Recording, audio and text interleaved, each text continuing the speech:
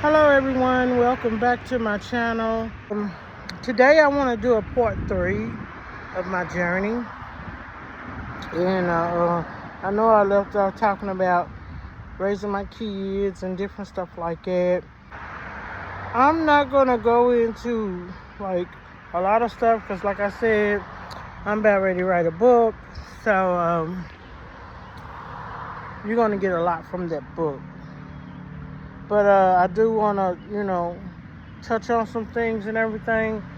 So I know when I left off, I was talking about my kids, raising them and stuff like that. And,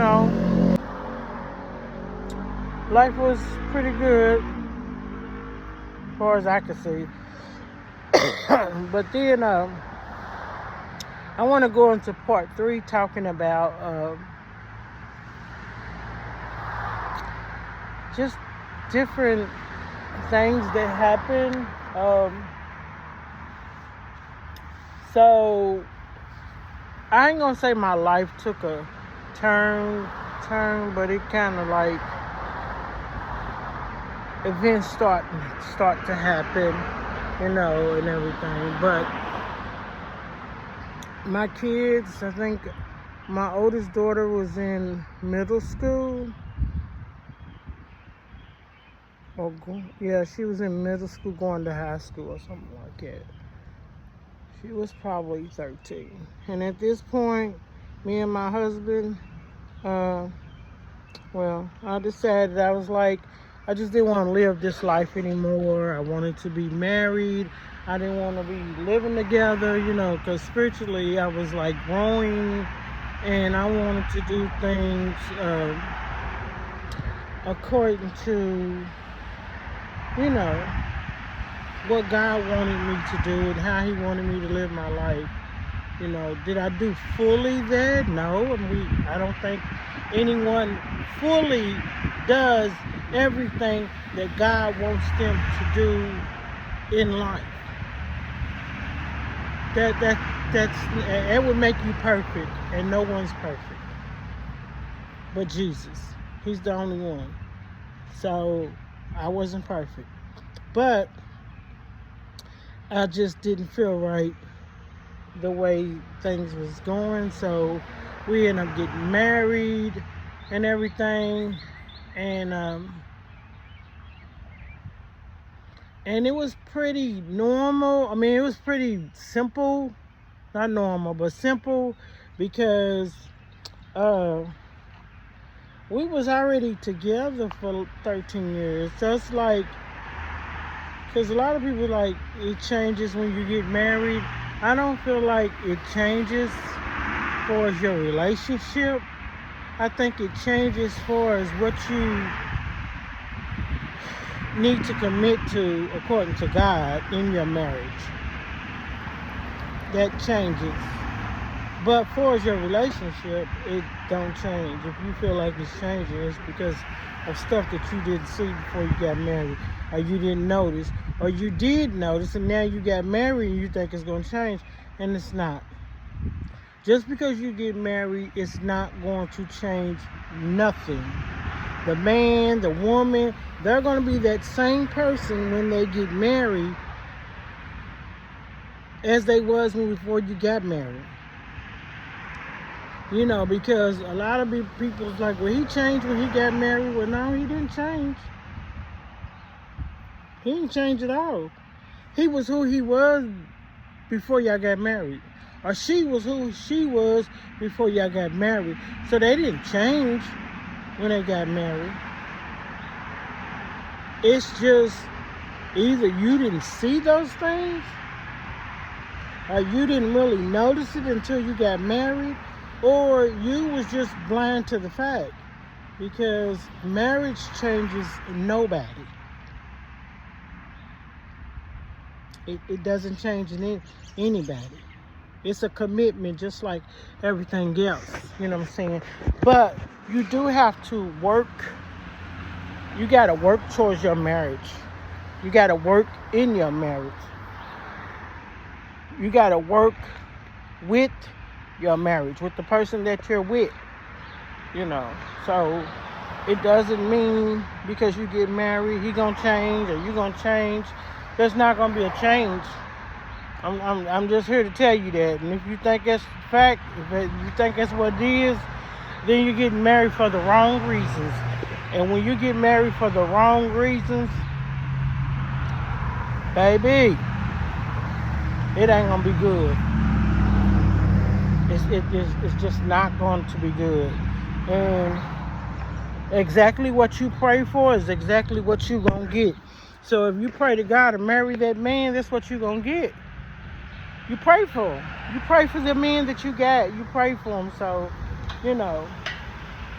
So I wasn't expecting anything different when I got married. I just didn't want to live that life.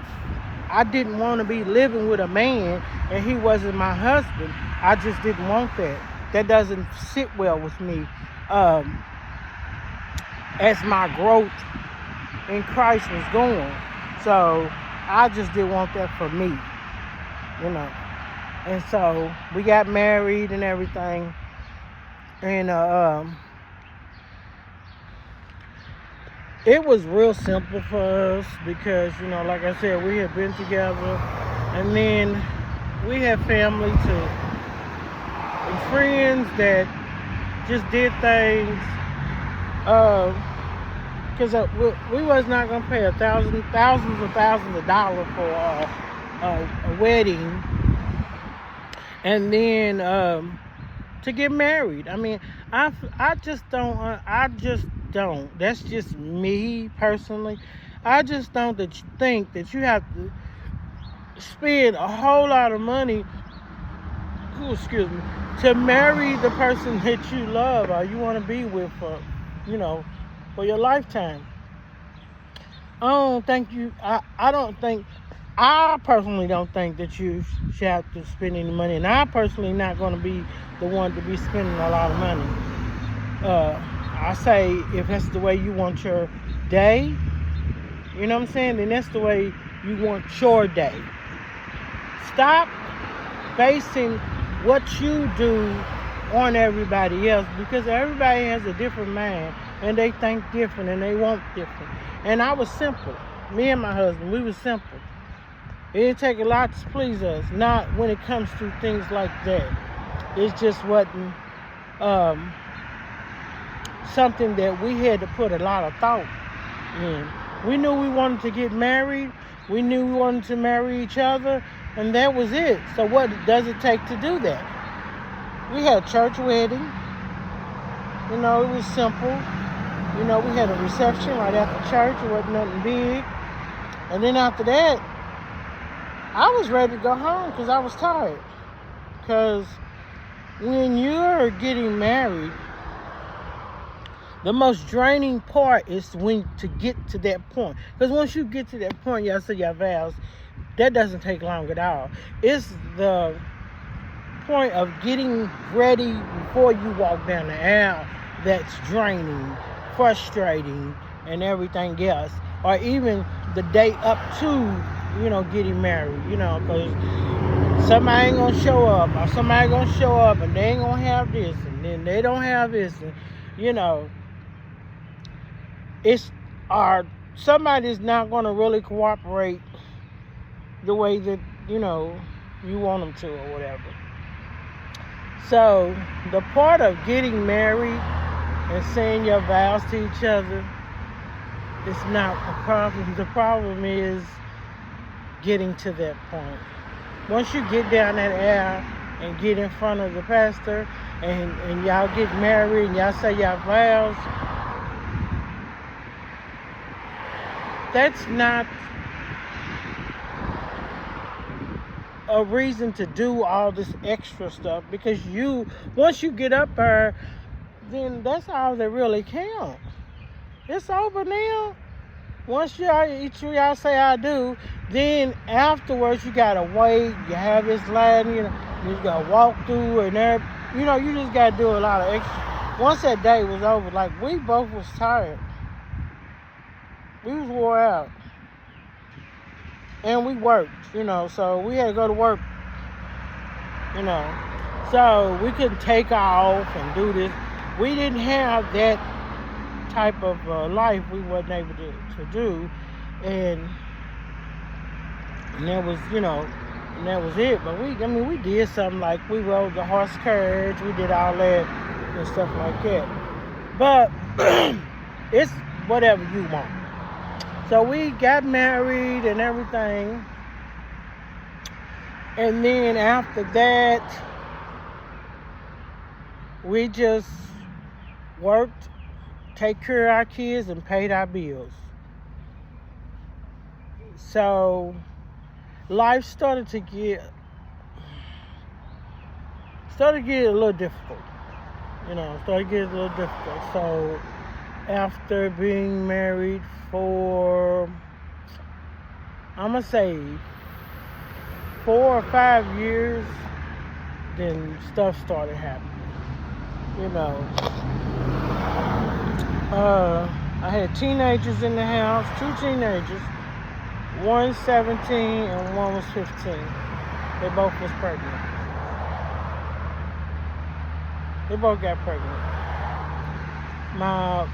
The one that had her baby, the one got pregnant at 15, she got pregnant first. Then my other daughter, she got pregnant when she was 17. So when my first daughter got pregnant and told me she was nervous, she thought I was going to put her out and all that stuff. And I'm like, why would you think that? What me putting you out because you got pregnant is going to do for you? And that baby that's in your stomach, that's my granddaughter. I didn't know what she was, but my grandchild. What is that going to do for me? Nothing. What is it going to do for you? Nothing. Is it going to show you or whatever? Nope. Because you got people that get kids that get put out all the time and they continue to get pregnant. They continue to live the life that they live. To me, that does not do anything. I would never, ever put my child out because of something that they do wrong. Because guess what? I didn't get pregnant at 15, but I did stuff that my parents told me not to do. Probably not at a young age, but as a teenager. Once I got 18, 19, I thought I was grown. And yeah. So no, I was not going to do that, So I talked to her. I told her we're going to get through this. Hold your head up, keep walking, because, baby, I was protected of mine. Don't go around asking her no questions. I don't want, all of that crazy stuff, because this ain't got nothing to do with nobody. This is my house, and these are my kids. So, yeah, we're not doing that. But my husband was upset. He was very upset. He was very, very upset. He was just upset. He got through it and everything. But was I hurt? Yep, I was hurt. I was hurt bad, but she didn't know. She didn't know a whole lot of stuff. She didn't know that I was hurt as I was. I was really hurt bad, but I didn't allow her to know that. We just went on and but she did tell me she wasn't having no more kids, and baby, she didn't. She said, I'm not having no more kids after this one. She was done. My oldest daughter, she had her first one when she was 17. She kept going, but both of my daughters, they took care of their own kids. I didn't have to get up 3, 4 o'clock in the morning. I didn't have to do this, I didn't have to do that. They did everything. They took care of their kids, their children. They took care of them. I didn't have to do a lot. I might taking the baby to daycare or picking them up every now and then, but it didn't make me do a life change. I didn't have to change my lifestyle and change how. I didn't have to do all that because they did a lot of stuff themselves. Like I didn't have to do all that, and stuff because they took care of their own kids, you know, and everything. So, we got through there. It was like a little bump in the road. Wasn't nothing to me that was outlandish. I think sometimes we make issues worse than what it really is because bringing a life into the world, to me, is not something that should be chaotic. You know what I'm saying? Sometimes it can be life changing depending on. I raised my kids. This is the thing. I raised my kids to be women that take care of their responsibilities and to stand up and just do what they needed to do. And that's just how I raised them. So when you go off, get mad at your kids and upset with what they doing,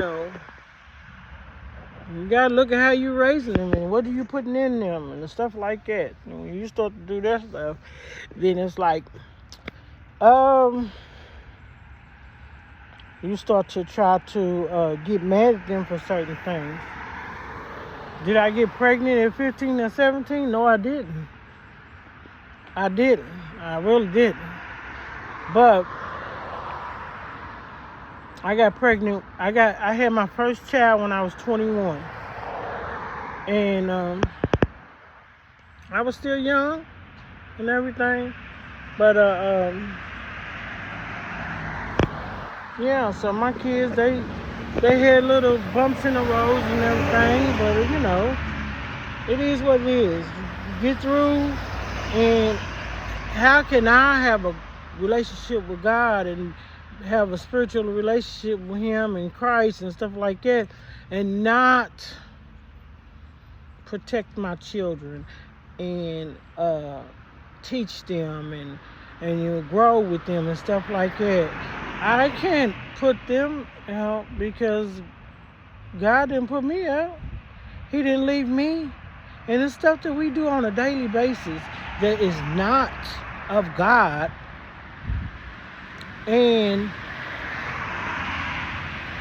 He brings us back and teach us how we should be. But some people just have this thing where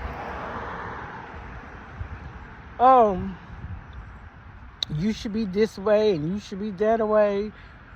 And half of your kids don't even really know what you did at their age. They really don't. But if we all opened up that can of worms, a lot of these kids out here would be like, look at their parents like, what? You did what? Yeah. So I just encourage people, when you dealing with kids and they get pregnant at a young age, or they do stuff, you have to learn how to be a guidance to them. You gotta learn how to guide them and teach them and talk to them. A lot of parents just talk so down to their kids, and it's just ridiculous. I just don't understand. Like, I'm just not going to talk down to my kids ever. I'm just not. Am I going to teach them? Yep. Am I going to discipline them? Yep. But talk down to them? No, I'm not. No. So that was a little bump in the road that we went through at that age, but we got through it. The grandbabies, they came, you know what I'm saying? And my kids was close to each other, so they was protective of each other. And I was protective of my kids. Like, I was just like it. So that's the way they was to each other. So when the one had the child, the other one had her daughter.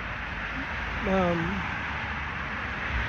my middle daughter was there with her when she was in the room having her baby and all that stuff. So it's just, you just got to be there for each other. That's just it. That's how I was raised. That's how I raised mine. You know. Now you may have some family members where, you know, you just don't want to deal with their mess and what they do. That I'm saying you don't have to do. You don't have to deal with the chaotic. You don't have to deal with the mess. You don't have to deal with the disrespect. And you my family, but I ain't gotta come around you. You know, I can love you from a distance. Definitely can do that. And that's what I feel like that we need to learn to do. Like, love each other from a distance. You know, but don't have hatred in your heart. You just don't want that type of feeling. I don't want hatred in my heart, and that's even for people. Period. So I taught my girls to have loyalty against each other, be there, be honest with each other too. You know, because a lot of times we're not honest with each other. We're just not honest with each other. So be honest with each other, and you know. So that's what happened. We just went on, raised our grandkids was there, and we just love on them and stuff like that, and everything. My baby daughter, she helped, and everything. And she protected her older sisters too, because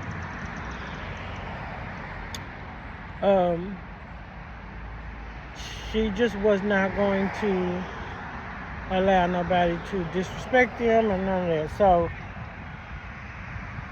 So yeah, we all rallied together as a family and helped them get through this thing.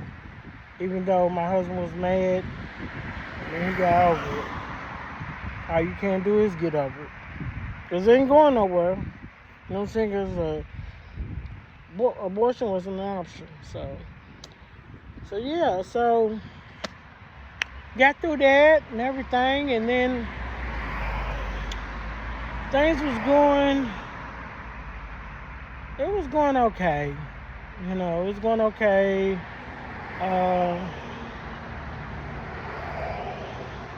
Once we got through that, my mama,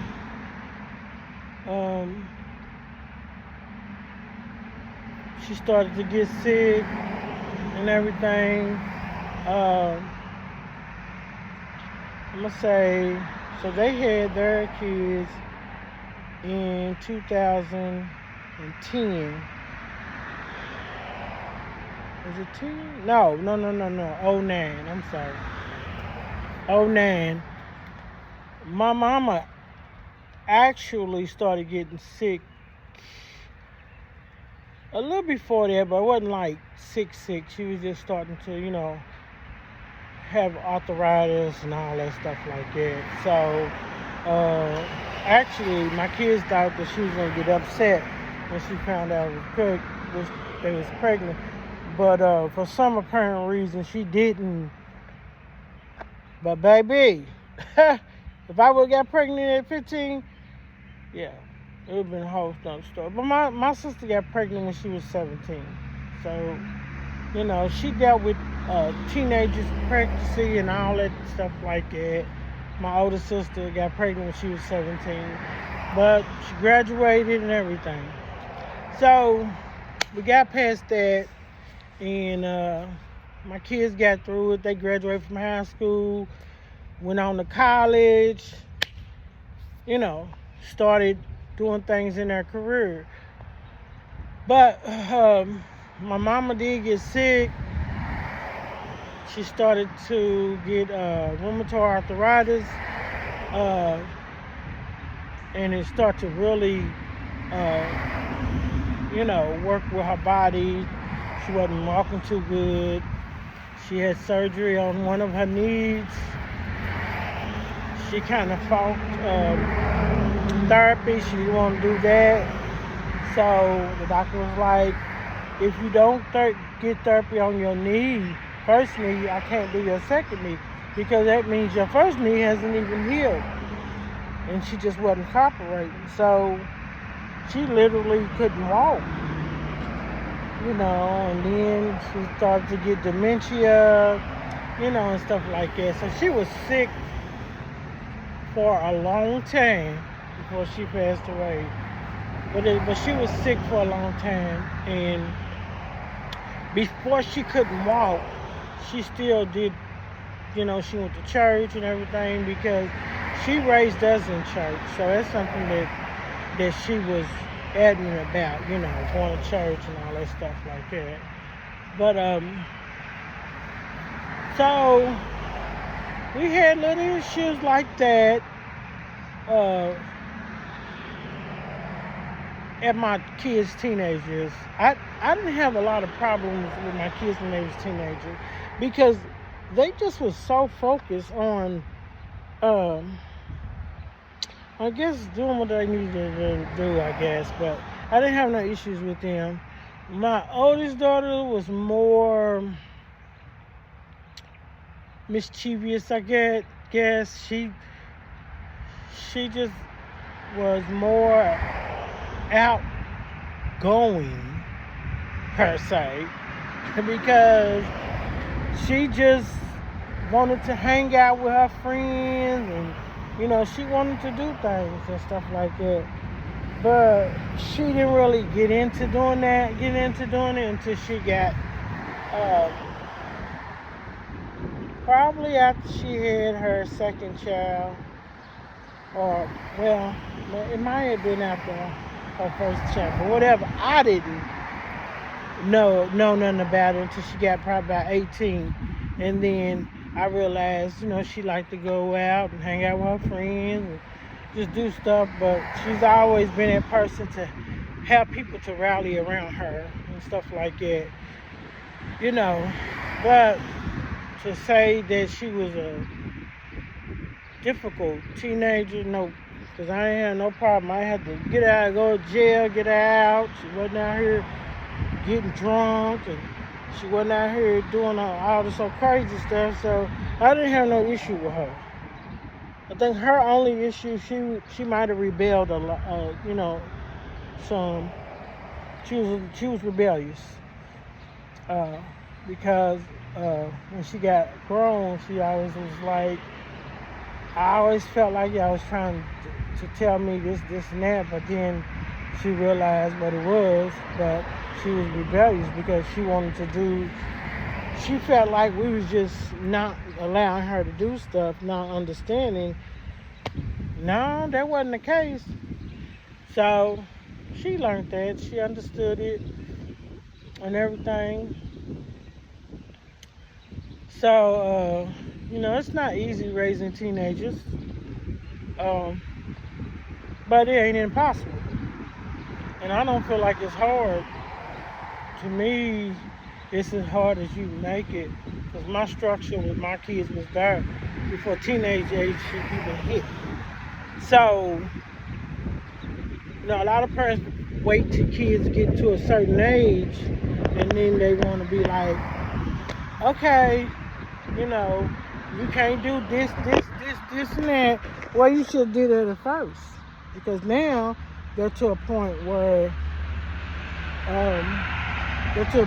they don't want to do this and that, and man, you trying to get them to do it, but they don't want to do it. But the thing is, you should nip that in the bud a long time ago. You got to discipline your kids early. A lot of parents don't want to do it. Well, they too young for this and they too young. No, they not. I say there's no age to discipline Even when they're babies, you have to discipline them and show them what to do right and what to do wrong. Nope, don't touch it. Nope, stop it. You know, even when they little babies and like maybe 1-2 months old and they trying to pull your necklace or whatever, you're stopping them from doing that. That's discipline. Whenever you tell a child not to do something, whenever you are teaching them not to do something, that's part of discipline. So you gotta do it early on. You can't wait till they get 12, 13 years old and then try to discipline them, because it ain't gonna work. I mean, it may work, but it's gonna be hard. So that's what you have to do, early on in life. Because if you don't, then it's gonna be hard. It is really, really gonna be hard. So you got discipline early on, So that was, because I think I was in my late 30s when my daughters got pregnant. Yeah, I was in my late 30s. I think I was like 39. Yeah, I was 39, so I was young. Still young for a grandmother. But we made it happen, baby. We made it happen. Whenever you're going through stuff as a family, you can make it happen. You just have to work together. You have to work together as a family, because you can make it happen. You gotta stay prayed up. I prayed every day. I prayed every night. And God got me through it. Do you hear me? But my daughters, honey, baby, they handled their own. They took care of their own. They took care of their responsibility. And stuff like that. So we got through that, and everything. My daughter, she went to, my middle daughter went to TAP. She didn't want to. She wanted to go with her class. She graduated with her class, but she didn't like the fact that she got, was out of school, but it started to get unhealthy. Because, schools, they have stairs and this and that, and you pregnant, you getting out there. So the doctor was like, yeah, that it wasn't healthy for her. So we put them, I put her in TAP, put her in TAP because I just don't want her to get hurt, or them little girls in school, they get silly, and it's been going on since the beginning of the time, because even when I was in school, they were silly.